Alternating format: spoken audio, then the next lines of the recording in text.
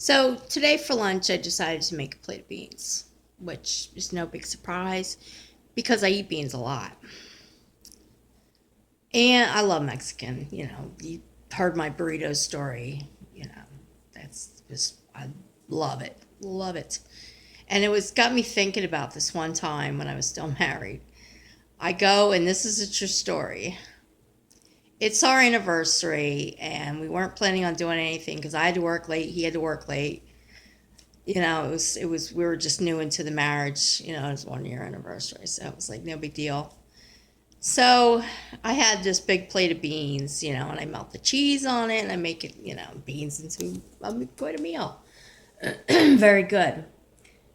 And I know I shouldn't eat a lot of beans because they always disagree with me, if you know what I mean. So I get home, and my husband greets me at the door, and he's like really excited, because he says he made a surprise dinner for our anniversary. And I'm like, oh God, I already ate the beans. I'm like pretty full.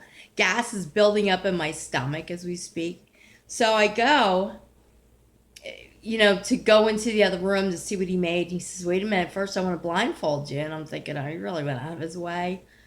This is kind of nice, but I already ate, and I need to fart really bad. So he blindfolds me and leads me into the dining room. Luckily, his phone rings. So he goes in the other room to answer it. And I'm like, thank God, because I crop dusted this thing that smelled. It was very, very loud. Luckily, he couldn't hear it. He's on the phone, but it smelled like, bad fertilizer was crop dusted on top of a dead skunk that's been run over twice next to a garbage dump with open bags. It was bad, bad. Probably the worst gas I ever had. So I reach around on the table knowing that the napkins are there, and I'm fanning it, trying to get rid of the smell before he comes back.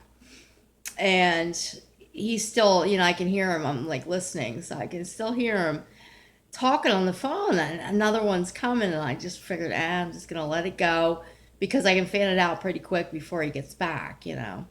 So meanwhile, let another one rip. Smells really bad. Fanning it, smell goes away. He gets off the phone, and I hear him coming in the other room. He's saying his goodbyes. Comes in the other room, and he says, "You didn't take the blindfold off, right?" And I said, "No, I did not." And he says, "Well, go ahead and take it off." So I took it off, and there was 8 people sitting at our table with their noses and ears covered, hearing and smelling everything I did. True story.